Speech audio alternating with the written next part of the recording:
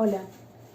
Vemos que en las redes sociales siempre que se habla, que vemos a un paciente o a alguien que se colocó algún tipo de relleno en la cara, la gente dice, ese paciente se colocó demasiado Botox. Y resulta que el Botox no hace aumento de volumen.